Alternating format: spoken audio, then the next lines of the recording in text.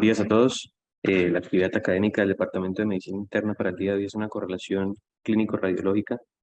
Yo soy Nicolás Ardiles, residente de Medicina Interna de la Universidad de Antioquia, y los asesores para esta charla son el doctor David Vélez, médico internista, y la doctora Tatiana Suárez, médica radióloga.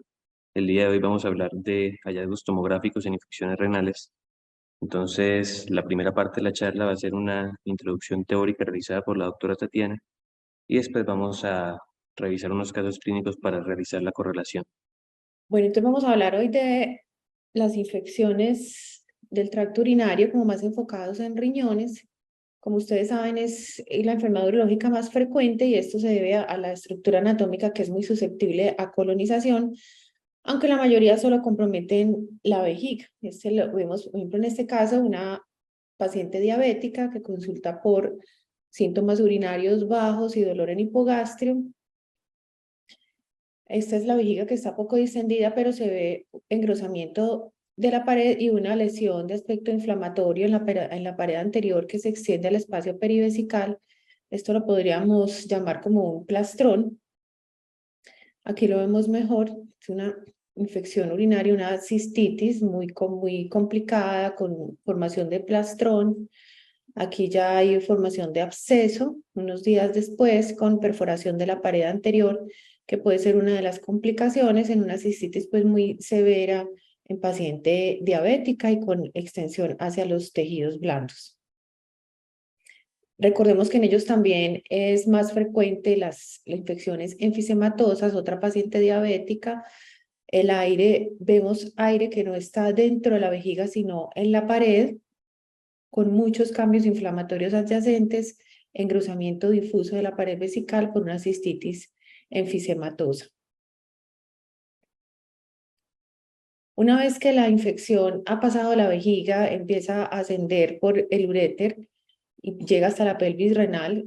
Usualmente no lo vemos en esta etapa, aquí se llamaría ureteropielitis, y de allí sigue hacia el intersticio renal, que es como lo conocemos, nefritis intersticial, que usualmente casi siempre la vemos es cuando ya ha alcanzado el parénquima renal, pero a veces podemos encontrar las infecciones solo en el urotelio sin llegar al parénquima renal, como en este caso empezamos a ver engrosamiento de la pared del urotelio en la pelvis renal. El uréter también tiene engrosamiento de la pared, además de la vejiga, engrosamiento difuso. En este caso, entonces, es una cistitis con ureteropielitis porque aún todavía no ha llegado al parénquima renal. ¿Cuál es el papel de las imágenes o cuándo se piden imágenes? Ustedes saben que es un diagnóstico clínico. Están indicadas las imágenes cuando hay una falla al tratamiento antibiótico, si se desea descartar anomalías estructurales que puedan predisponer a infecciones recurrentes en pacientes con factores de riesgo, inmunosuprimidos y diabéticos, también para caracterizar la severidad y evaluar extensión. La tomografía es el método de elección para la evaluación de la pielonefritis aguda y ya pues sabemos todos las ventajas que tiene la tomografía, pues información anatómica y fisiológica. El ultrasonido, la ecografía es muy mala para infección, para pielonefritis, muy baja sensibilidad, y la resonancia magnética la podemos dejar para casos en los que tengamos dudas. A veces puede ser difícil diferenciar una lesión infecciosa de tumoral, por ejemplo, en esas infecciones crónicas puede ser difícil de diferenciar. En tomografía y la resonancia nos puede ayudar. La ecografía, como les dije, tiene una sensibilidad muy baja, 20-25%. Vamos a encontrar aumento en el tamaño renal, pérdida del seno renal, cambios en la ecogenicidad y podemos ver los abscesos. Este es un paciente con sospecha clínica de pielonefritis, el riñón está aumentado de tamaño, hay un poquito de líquido laminar perirrenal y se pierde la diferenciación córtico-medular, pero pues es difícil no asegurar que tiene una pielonefritis. Si tiene pues la clínica, uno puede decir sí, probablemente sí la tiene, pero por tomografía, miren, es el mismo paciente, miren la diferencia, el aumento en el tamaño del riñón, tiene áreas hipodensas, de pronto que ya se están formando pequeños abscesos, todos estos cambios inflamatorios perirrenales que no son tan fáciles de ver en la ecografía, y el líquido laminar que encontrábamos en la ecografía. Entonces, definitivamente la tomografía es muchísimo mejor porque puede delimitar mucho más la extensión, el compromiso. Vamos a hacer una fase simple, una fase contrastada, más o menos a los 50-90 segundos, y una fase de eliminación. Hay diferentes protocolos, hay unos que hacen fase corticomedular, nefrográfica, pero realmente no es necesario. Con una fase contrastada portal y una fase de eliminación es suficiente. Y lo que vamos a buscar son áreas como alteración en la captación del medio de contraste por el parénquima renal, áreas de menor atenuación, lo que se llama el nefrograma estriado, que ya lo vamos a ver, lesiones focales hipodensas o pseudomasas. Y otros hallazgos secundarios, el aumento en el tamaño del riñón, los cambios inflamatorios perirrenales y engrosamiento de la fascia. Aquí vemos aumento en el tamaño del riñón. Miren la diferencia en la atenuación del parénquima renal. Hay zonas hipodensas y hay pequeñas colecciones subcapsulares. Miren bueno, claro que este paciente tenía una pielonefritis crónica izquierda con disminución en el tamaño de ese riñón y cicatrices corticales, entonces es difícil hacer la comparación, pero este riñón está aumentado de tamaño con la alteración de la atenuación y estas coleccioncitas, además de los cambios perirrenales. Entonces, una pielonefritis aguda derecha ascendente. Y cuando es bilateral, usualmente es de diseminación hematógena. Aquí vemos unos focos de baja atenuación hipodensos, áreas hipodensas irregulares. Lo mismo en el otro riñón, son focos de pielonefritis bilaterales por diseminación muy probablemente hematógena. La tomografía va a delimitar muy bien los abscesos, abscesos intrarrenales, las colecciones extraparenquimatosas y otras complicaciones menos frecuentes como la necrosis papilar que puede ocurrir en estos pacientes y la fascitis retroperitoneal con necrosis que también es muy rara. Este paciente tenía la clínica de pielonefritis, vemos el aumento en el tamaño del riñón. Esta es otra presentación que es como una pseudomasa, esto es como un plastrón dentro del riñón que se extendió por fuera del riñón. Hay líquido en el espacio de Morrison. Aquí vemos el engrosamiento del urotelio con aumento del realce y aquí fíjense cómo se sale del riñón y compromete incluso el hígado. Todo esto es un proceso infeccioso con plastrón, líquido perirrenal. Es una pielonefritis complicada, en este caso pues no se drena porque esto no es una colección líquida, esto es una masa, es una pseudomasa inflamatoria y se le puede decir pues plastrón que está comprometiendo el hígado. Esta es una paciente con lupus y pielonefritis que hizo la complicación de necrosis papilar. La necrosis papilar en el TAC la vamos a ver como áreas quísticas en las pirámides, medulares se vuelven quísticas por la necrosis y esto lo vemos tanto en ecografía como en tomografía y es una complicación pues, delicada, pues muy grave de la pielonefritis. Miren aquí el engrosamiento del urotelio, el realce con el medio de contraste, riñón aumentado de tamaño, atenuación heterogénea con áreas hipodensas que a veces son lineales, y eso es lo que se llama el nefrograma estriado, más las pirámides renales quísticas. Esto es una pielonefritis aguda con necrosis papilar como complicación. Es bastante raro, pero debemos tenerla en cuenta. Otro espectro de la pielonefritis enfisematosa, que es, además de la infección, hay necrosis. La mayoría son pacientes diabéticos y estos sí requieren intervención inmediata quirúrgica. Encontramos aumento del tamaño renal, destrucción del parénquima, va a haber aire, puede haber necrosis, la necrosis puede ser focal o difusa, y una de las complicaciones que es bastante rara en la fascitis retroperitoneal con necrosis es que toda esa infección enfisematosa se disemina por el retroperitoneo. Aquí tenemos este paciente con una colección intrarrenal, tiene líquido y tiene burbujas de aire dentro del riñón, pero es mayor el compromiso en el espacio perirrenal. A veces vemos eso, el riñón no está tan comprometido, pero sí el espacio perirrenal con aire, líquido y engrosamiento de la fascia, como lo vemos acá. Esta es una pielonefritis enfisematosa. Miren aquí el aumento en el tamaño del riñón, la alteración en la atenuación con áreas hipodensas, algunas redondeadas, y una colección en el polo superior con aire que se extiende al espacio perirrenal. Es una pielonefritis enfisematosa. Se han clasificado en tipo 1 y 2. Cuando compromete más el espacio perirrenal es tipo 2, pero pues realmente no me parece que tenga importancia esa clasificación. Paciente diabética, se hizo un TAC simple por falla renal. Este es un compromiso mucho mayor. El riñón aumentado de tamaño, colección de aire intrarrenal que se va al espacio perirrenal. Es mucho aire, incluso más que líquido. Es una pielonefritis enfisematosa muy severa que tuvo que ser llevada a cirugía de manera urgente. A veces podemos encontrar aire no en el parénquima, sino en las cavidades. Aquí hay que tener en cuenta que el paciente no haya tenido intervenciones quirúrgicas del tracto urinario. Si no las tiene, esto se llama una pielitis enfisematosa y es aire dentro de las cavidades colectoras por una infección que ascendió desde la vejiga y que todavía no está comprometiendo el parénquima renal. Tiene un mejor pronóstico, también más frecuente en pacientes diabéticos.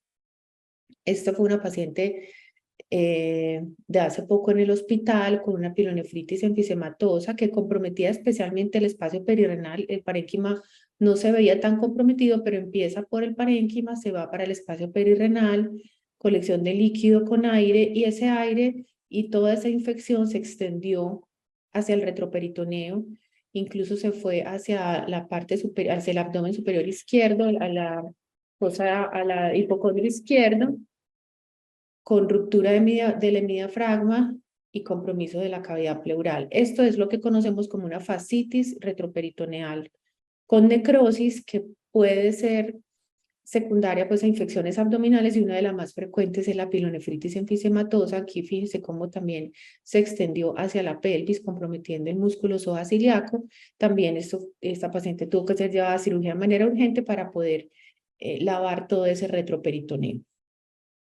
Otra forma de infección es la pielonefritis xantogranulomatosa, que es un proceso granulomatoso crónico y se da por infecciones bacterianas recurrentes que no son bien manejadas pues como por el organismo. Los síntomas son inespecíficos y siempre está asociada con cálculos y con dilatación del tracto urinario. Entonces vamos a encontrar un riñón aumentado de tamaño, con dilatación del sistema pielocolector, con un cálculo central que usualmente es un cálculo grande, coraliforme, cambios inflamatorios perirrenales. Aquí vemos el aumento en el tamaño del riñón con dilatación del sistema pilocolector, cambios inflamatorios perirrenales y el cálculo central. En este caso vamos a sospechar la pielonefritis xantogranulomatosa, que puede ser también focal, como en este caso, que está comprometiendo cavidades colectoras del polo superior del riñón derecho. Hay engrosamiento, realce de las paredes de esas cavidades con cálculos en el interior, todo este compromiso inflamatorio perirrenal, y esto entonces lo vamos a llamar una pielonefritis xantogranulomatosa focal.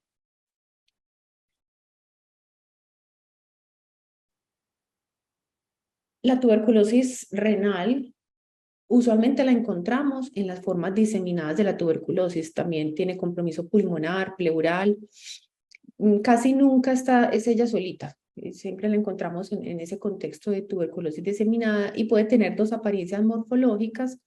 La primera, que es muy similar a una pielonefritis bacteriana con compromiso del sistema colector, es decir, engrosamiento de la pared, áreas focales hipodensas dentro del parénquima por edema y vasoconstricción.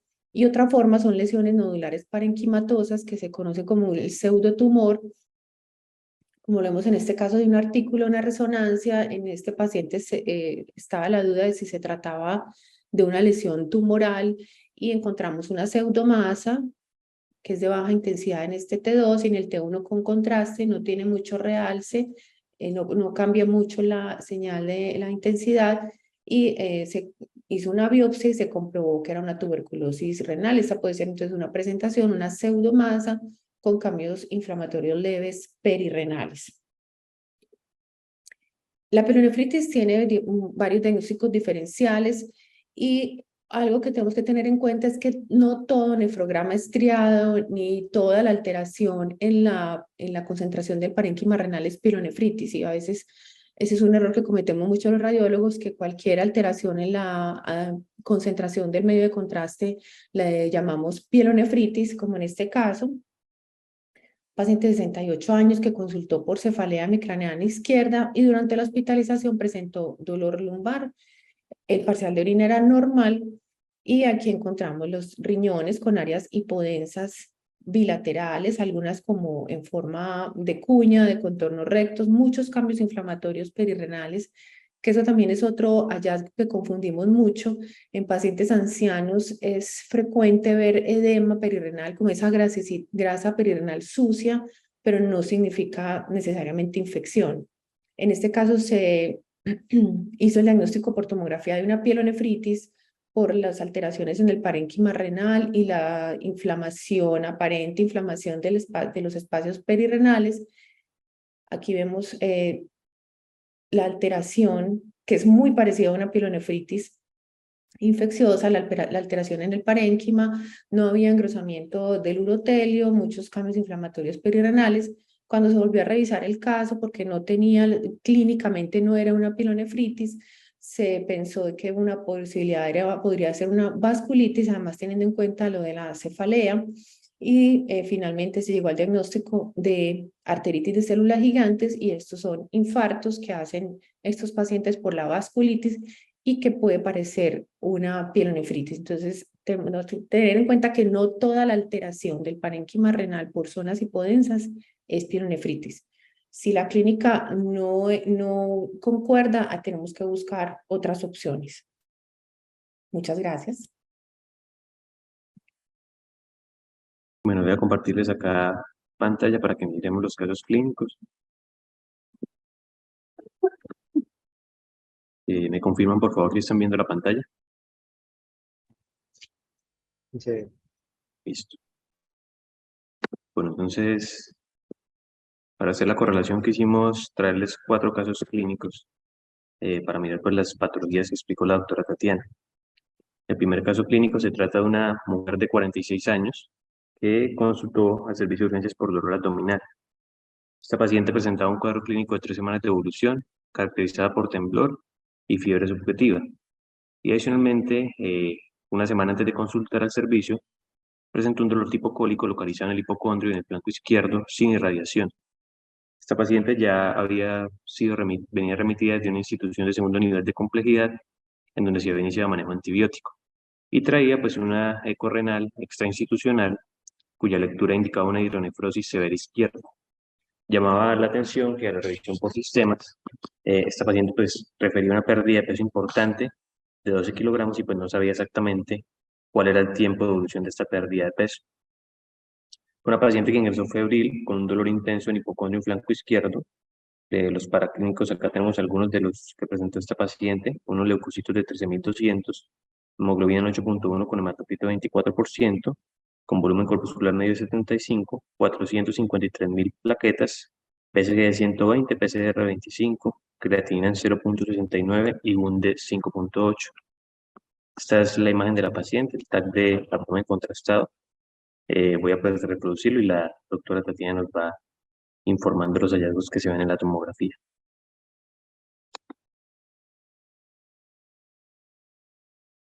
Recuerda hacer el esfuerzo de señalar mientras la profe habla. ¿Listo? Listo. Bueno, vimos líquido periesplénico con aumento en el tamaño del vaso y empezamos a ver una gran dilatación del sistema pilocolector izquierdo con adelgazamiento del parénquima, cambios inflamatorios perirrenales y engrosamiento de la fascia, y el cálculo en la pelvis renal. Miren toda esa inflamación perirrenal.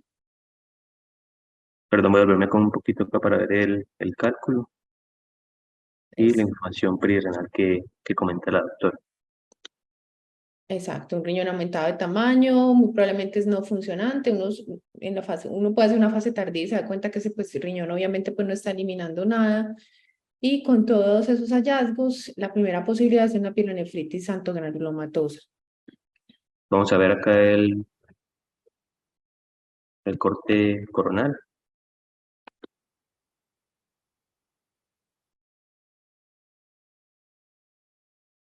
Sí, ahí vemos el aumento tan importante en el tamaño del riñón, con mayor compromiso del sistema colector superior, está más dilatado, los cambios perirenales, el líquido periesplénico. Y ahí también se ve el cálculo de manera importante, ¿cierto? Profe, este tag lo habían leído como una hidronefrosis severa por un cálculo impactado, pero no le habían dado el título de hidronefrosis antegranulomatosa, que yo creo que ya al darle ese título la cosa cambia mucho. Porque cree, profe, que se pueden confundir con eso y que Pues yo pierdan creo cierta que es diferencia. por lo poco frecuente, porque realmente esta pielonefritis es poco frecuente. Pero sí hay que sospecharla cuando hay tanto cambio inflamatorio perirrenal y a veces puede encontrar uno en el parénquima también algunas zonitas, abscesitos o zonas hipódesis, la pues que aquí está muy adelgazado el parénquima, pues ya casi ni tiene parénquima. O cuando también ve esa, la pues, de lo que está dentro pues, de las cavidades es la orina con áreas de mayor atenuación, como por infección también se puede sugerir que todo sea una santogranulomatosa, pero yo creo que es como por lo poco frecuente. Listo. Continuando acá con el desarrollo del caso clínico, pues acá a la izquierda pueden ver la lectura que dio el radiólogo en esta ocasión. Destacamos pues la hepatomegalia de 21 centímetros y la esplenomegalia de 14 centímetros. Y pues finalmente la paciente pues, recibió el diagnóstico de pielonefritis granulomatosa, recibió antibiótico por 28 días. Pues inicialmente le habían derivado con nefrostomía, en la cual lograron aislar una E. coli IRT. Los hemocultivos fueron negativos y finalmente esta paciente tuvo que ser llevada a nefrectomía izquierda. Con respecto a la hepatoesplenomegalia que se reportaba en la tomografía, a esta paciente pues se le descartaron infecciones como dengue y malaria, pero finalmente fue llevada a una biopsia hepática, la cual reportó pues cambios secundarios a hígado graso, e incluso pues en la biopsia se le hicieron estudios microbiológicos que fueron negativos, incluyendo estudios para tuberculosis y para hongos. De tal manera que se consideró que esta hepatoesplenomegalia que se veía en este caso era secundario al proceso infeccioso de la paciente y pues posterior al tratamiento de la paciente, meses después, ella se realizó una eco abdominal que mostró pues una resolución de esa hepatoesplenomegalia vista inicialmente en la tomografía. Sí, Entonces, pues incluso cuando la vimos, habíamos sospechado desde el principio que, de pronto, que la hepatosplenomegalia fuera reactiva. Eh, pero buscamos en PubMed y realmente no hubo casos, no vemos casos reportados. Ese sería un caso que se podría reportar donde se demuestre que haya hepatosplenomegalia asociada a, pero yo creo que es por lo poco frecuente y porque probablemente no todos los casos en el mundo se reportan definitivamente. Falta más reportes de casos para tomar decisiones, pero no hay ningún caso reportado de pielonefritis antegranulomatosa con hepatosplenomegalia.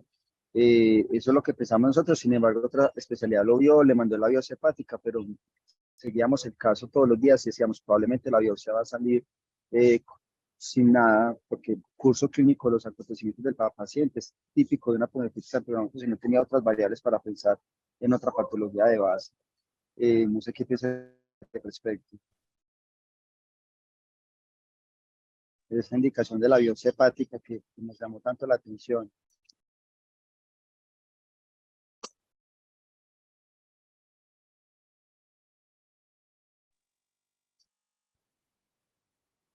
Profesor Tiana, ¿sí me escuchó?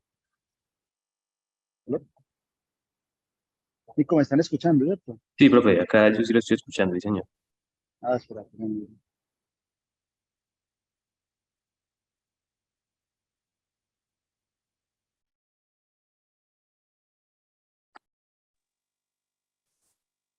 Profe, ¿tiene bien el audio?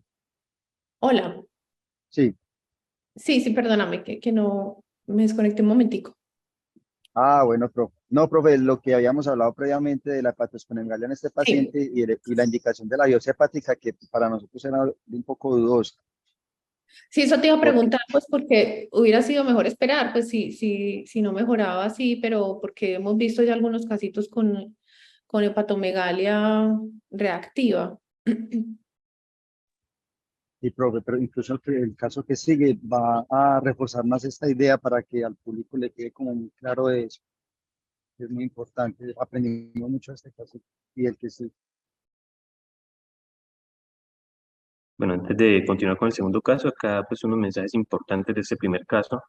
Esto es una patología que que pues se da más en las mujeres y en los pacientes diabéticos, y pues tiene un curso crónico que se relaciona pues especialmente con obstrucciones de la vía urinaria. Como podemos ver, pues esta paciente tenía un gran cálculo ubicado en la pelvis renal y que pues normalmente es unilateral, y pues dentro de los síntomas se asocia dolor lumbar, malestar general y pérdida de peso, que era uno de los síntomas presentados en esta paciente, que refería a una pérdida de peso de 12 kilogramos. Como podemos ver en las imágenes y como lo mencionó la doctora Tatiana, hay hallazgos tomográficos caracterizados por zonas de baja captación, rodeado por áreas de captación de contraste, y vemos, como se vio en este caso, cálculos en el interior de esas áreas hipocaptantes con un compromiso pues difuso a nivel renal. Continuando acá con el segundo caso, este caso se trata de una mujer de 23 años. Ella acudió a la institución por dolor lumbar. Su enfermedad actual consiste en un cuadro clínico de una semana de evolución que inició posterior a un trauma contuso en la región lumbar izquierda que presentó de una manera accidental tras una caída de su propia altura. La paciente inicialmente consultó a una institución de menor nivel de complejidad, le hicieron una radiografía de columna que salió normal y pues le dieron manejo analgésico con AINES. Sin embargo, 2 días después de su consulta inicial, reconsulta porque ahora refería a disnea, una orina espumosa y náuseas. La paciente pues estaba estable y afebrile el examen físico inicial y tenía pues un dolor importante en la fosa renal izquierda, con paraclínicos, con una leucocitosis leve, unos neutrófilos de 11.480, una anemia pues que tenía esta paciente que era crónica, ya conocíamos el antecedente, unas plaquetas de 142.000, y pues la paciente ingresó con una lesión renal aguda. En el uranálisis se destacaba lipostenuria, hematíes 7 por campo, leucocitos 21 por campo y bacterias en cantidad media. Por la disnea, pues a la paciente inicialmente se le pidió una radiografía de tórax que no mostró alteraciones, y se le tomó esta tomografía, eh, descartando inicialmente que la paciente no tuviera eh, algún signo de trauma renal. Entonces vamos a ver acá en la imagen de la izquierda de sus pantallas la fase arterial, y en la imagen de la derecha de sus pantallas la fase portal. Entonces vamos a comenzar acá reproduciendo esta fase arterial. Sí, este caso es un poquito confuso porque la orden decía trauma renal. No desconocíamos pues como lo demás. Ahí empezamos a ver líquido pleural y lo más llamativo es ese gran aumento en el tamaño del hígado.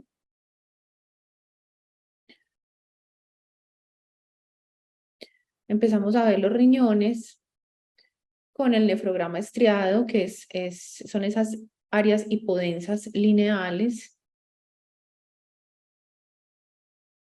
Está aumentado de tamaño, lo mismo el riñón derecho, nefrograma estriado. Uno puede decir también alteración en la captación del contraste con áreas hipodensas lineales y riñones muy grandes, que lo podemos ver en la fase, bueno, y en la que sigue la fase portal. Como este era un trauma, entonces hicimos una fase, uno usualmente en el trauma hace fase arterial y portal. Luego en la fase portal, el hígado aumentado de tamaño tiene esa atenuación heterogénea, que eso lo podemos ver en congestión hepática. Puede tener pues varios diagnósticos diferenciales, y los riñones, seguimos viendo los mismos hallazgos. Miren ahí el urotelio que se ve gruesecito. Si quieres devolverte un momentico para ver el engrosamiento y el realce. Pero me avisas.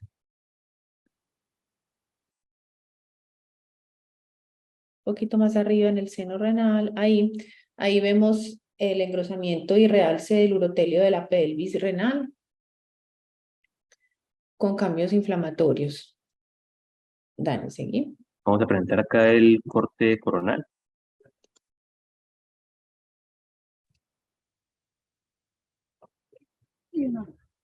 Sí, aquí vemos pues esa gran hepatomegalia que eso pues confundió mucho, y los riñones aumentados de tamaño con alteración de la captación.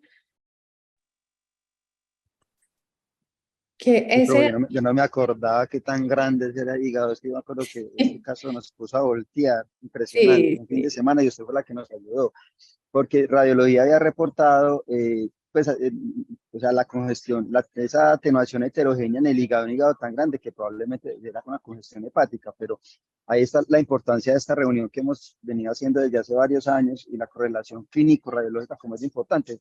Yo le decía, cuando ya fui a consultar el caso con la doctora Tatiana para que me ayudara, le decía, esta paciente no tiene ningún signo de sobrecarga, o sea, ninguno, ni ningún factor de riesgo, ni nada que me hable de que esté congestionada.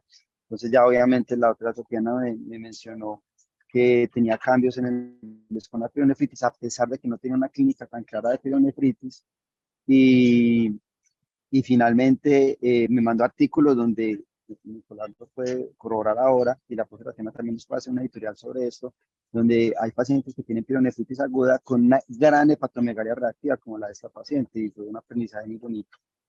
Fue hace muchos años y estoy incluso todavía sorprendido cuando veo el hígado de esta paciente. Bueno, entonces, como lo dijo el profe David, van a ver cómo fue la evolución acá de esta paciente.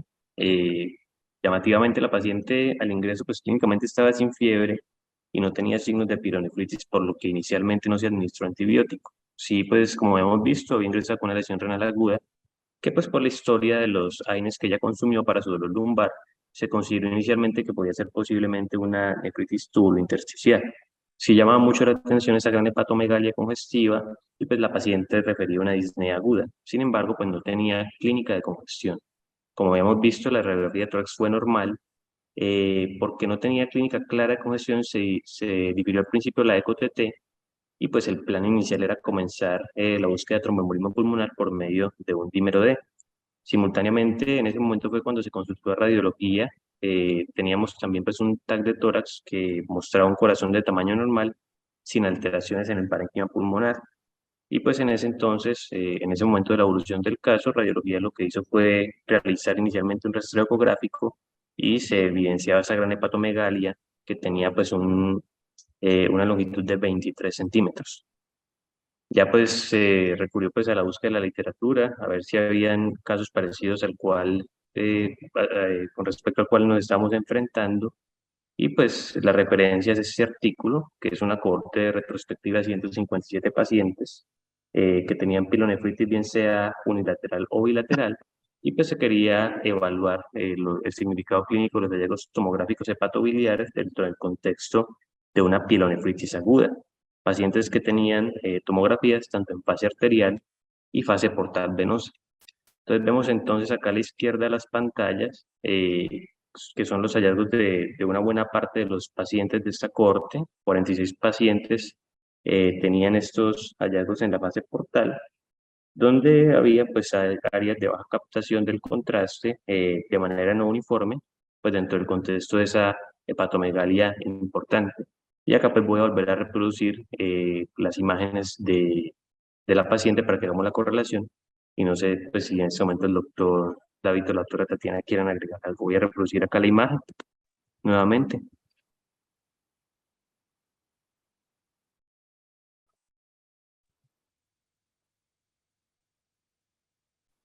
este caso confundió mucho porque clínicamente no era muy clara la pielonefritis y sabemos que la pielonefritis es un diagnóstico clínico, pero tomográficamente sí era muy claro que eran signos de pielonefritis, entonces por eso hubo como esa confusión. David, no sé qué. Sí, profe, no, eso es un enredo. E incluso Nicolás me hizo acordar que el síntoma predominante era la disnea. Yo no sé si era por ese hígado tan grande que ella como que no podía respirar o Ah, qué, sí, pero sí, sí, el sí. síntoma más importante de ella era la disnea. O sea, realmente si no fuera porque usted me ayudó con el caso, pues hubiéramos seguido muy perdidos con el casito porque ella no tenía realmente clínica de síntomas urinarios. Ya luego de eso se le hicieron, eh, se le hizo urocultivo, se hizo el tratamiento y la mejoría fue dramática. Entonces miren, entonces como acá comparando la imagen de los casos con la imagen del caso actual es muy similar, con esas áreas de baja captación del contraste que se presentan de una forma no uniforme. Entonces acá la podemos ver en el parénquima hepático.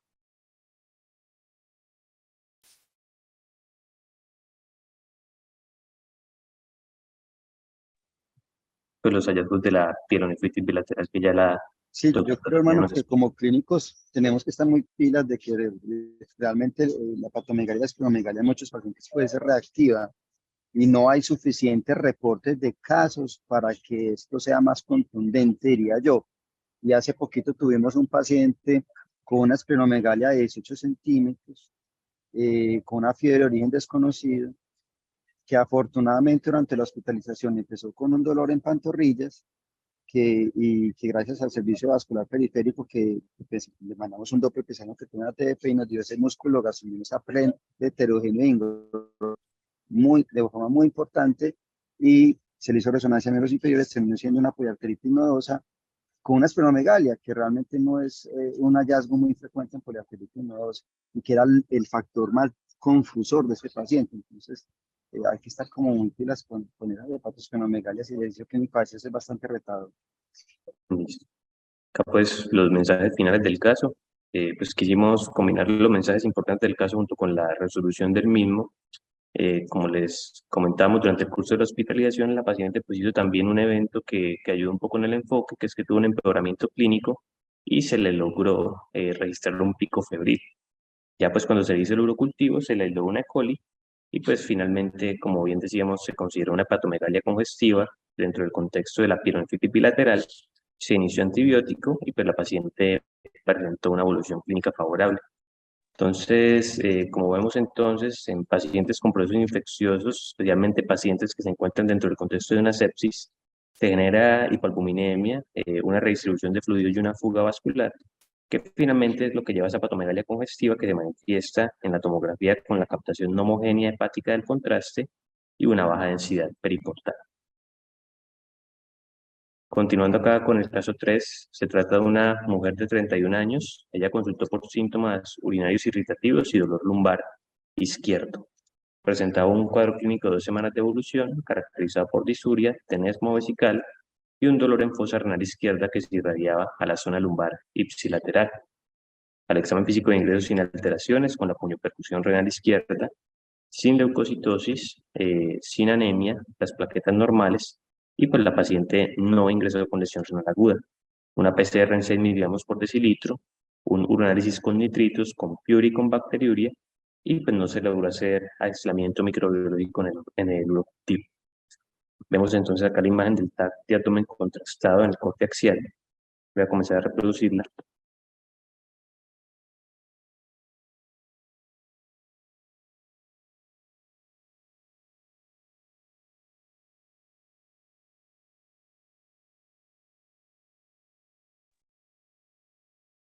No sé si la doctora Tatiana nos esté acá. Sí, vemos áreas hipodensas en el riñón derecho, algunas como redondeadas, engrosamiento del urotelio y realce. Y hay cambios inflamatorios muy leves, sobre todo adyacentes al polo renal superior. Ahí. Las áreas hipodensas,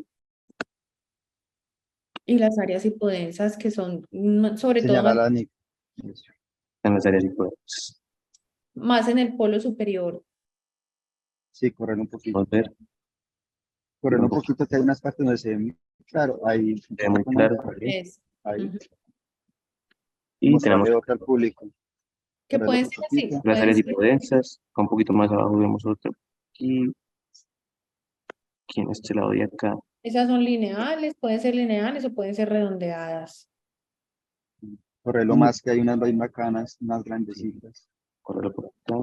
Y quiero, pues, me parece que el público las vea, y la diferencia es otro, es otro que vemos que Perdón, se me hágale corrió. nada. Yo voy a correr. Hágale que tenemos tiempo. La idea es que nos estemos bien la imagen. Bueno, casi Se es ve una más bien. clara en este de aquí. Ajá. Abajito también se ve una más lineal, como decía la doctora.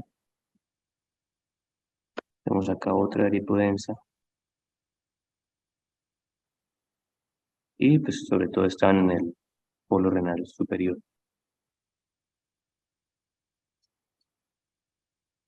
Ahí se ve otra, mira. Ahí, Ahí anterior. Ujú. Por aquí vemos uno aquí. No, no, anterior. arribita, Ah, más sí. arribita. Esa, sí, sí. Bueno, vamos a mostrar entonces la imagen del corte coronal.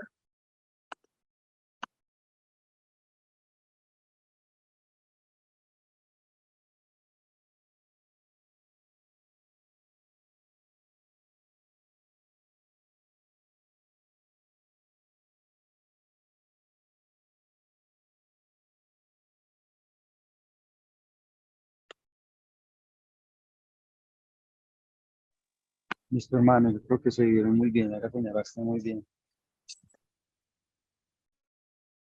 Y pues esta paciente pues tuvo el diagnóstico de una nefritis bacteriana aguda Pero focal. espérate que el profe haga como la descripción radiológica. Listo, listo.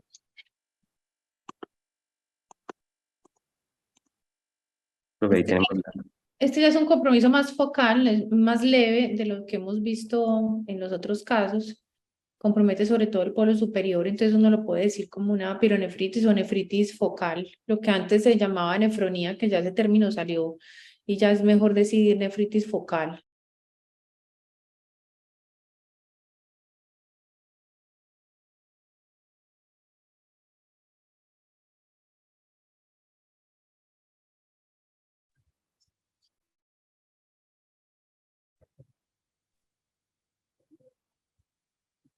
Hola, ¿sí me escucharon? Sí, profe, profe, la última Nico. parte se le Ah, cortó. Yo lo escuché, Nico. ¿Sí? Sí, Ah, bueno, continúa. ya, Sí. listo. Entonces, dando los mensajes finales, pues esta nefritis bacteriana aguda focal, como vimos, se puede presentar con áreas focales y corresponden al foco infeccioso. Un porcentaje muy pequeño se puede ver en tractos sin contraste, pero la gran mayoría de veces va a ser necesario el contraste para evaluarlas. Entonces, como vimos, puede tener una baja captación que puede ser homogénea o irregular y puede ser única o múltiple, que pueden extenderse bien sea desde la médula renal, eh, atravesando todo el parénquima hasta la cápsula renal, y también pues se puede ver pérdida de la diferenciación córtico-medular. Es muy importante pues tener en cuenta la presentación clínica del paciente porque pues estas áreas hipodensas tienen otros diagnósticos diferenciales como infartos renales o como lesiones tumorales. Y acá pues para finalizar con el último caso clínico, pues Espérate un momentico, Nico. sí, señor. Entonces, con relación a eso es como una transición entre una pironefritis y ya casi formándose un absceso, pero realmente no es un absceso. De todas formas, estudios histopatológicos han demostrado que se pueden ver microabscesos, pero ya al microscopio. Y el lío de esto, y que este caso a mí me gustó mucho porque no sé si fue uno de los que le dieron solamente 14 días de tratamiento, pero la paciente le fue bien clínicamente. Entonces, el lío es que en la literatura realmente la mayoría de los casos reportados están en pediatría, eh, y la premisa de la mayoría de los autores, incluso hace poquito tuvimos una reunión con infectología sobre eso y concluimos que estos pacientes deberían de recibir por lo menos 3 semanas de antibiótico, dado que es pues está la posibilidad, pero realmente no tenemos estudios que avalen esto. No hay evidencia suficiente de que con solo 1 o 2 semanas de antibiótico se abscede y se forme ya el absceso como tal. En el camino del tratamiento antibiótico se forma el absceso y hay una recurrencia, pero realmente no tenemos evidencia. Yo siempre he tenido la duda cuánto tiempo tratar a estos pacientes, si 14 días o 21 días. Estos casos creo que lo trataron solo 14 días y a la paciente le fue bien. Sí, Entonces, profe, es realmente correcto, se pues, fue 14 días y le fue muy bien. y le fue muy bien. Entonces, no, pues no sé, profe, eso ya es ya parte más de tratamiento, pero no sé la profe que ha visto de pronto muchos casos. Esto se está viendo cada vez más en las, porque ya como se hace tanta tomografía, porque la nefritis bacteriana focal algo uno cree que es raro, pero la verdad, yo por lo menos cada 1 o 2 meses veo una paciente. Eh, pero no sé cómo ha sido, profe, seguimiento de sus pacientes o qué experiencia ha tenido con estos pacientes.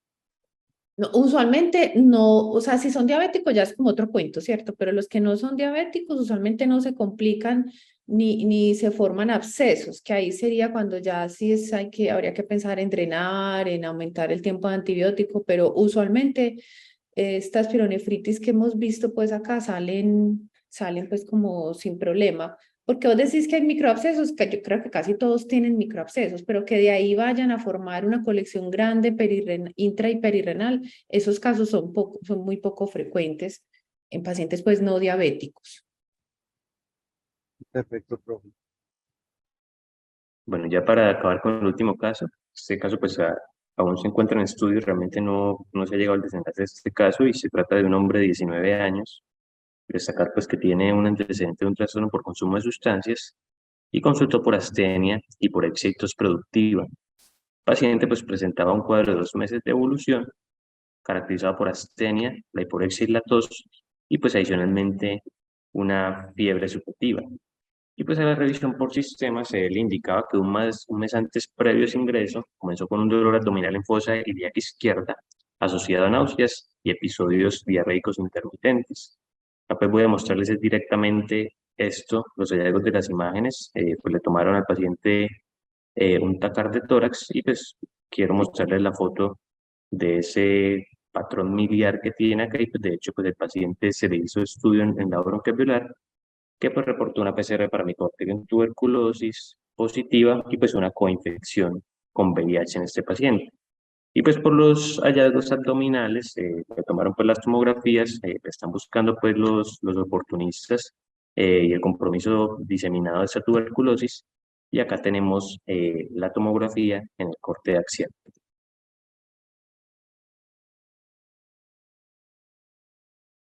El vaso está aumentado de tamaño y tiene múltiples lesiones focales hipodensas que son microabscesos.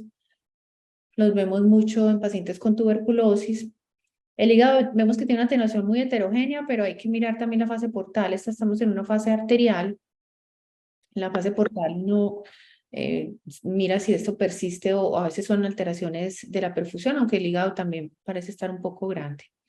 Y en los riñones también se ven unas lesiones similares a las del vaso, unas lesiones hipodensas pequeñitas. No sé si tenés otra fase. No, profe, solo tenía esta fase en la tomografía. Acá pues ahí me llama la Pero ahí atención, las pues, está señalando, ¿cierto, profe? Que son sí, esas. estas de acá, estas Son esas que son parecidas a los del vaso, que ellos pueden hacer microabscesos, pueden tener también las densidades lineales o el nefrograma estriado que vemos en las pielonefritis bacterianas. También se pueden asociar a calcificaciones, pero aquí lo que estamos viendo son esas lesioncitas muy pequeñitas también se pueden ver pequeñas. que se pueden decir como microabscesos, que miren que son similares a los del vaso en paciente con una tuberculosis diseminada. No sé si el profe David quiera comentar algo de esta tomografía o No, manito. vamos a seguir entonces acá con el corte coronal.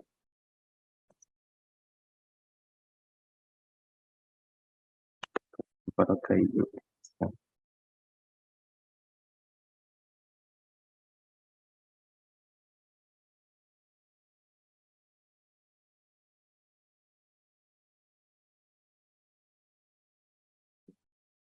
Sí, las lesiones son como muy puntiformes, hacen- bilaterales.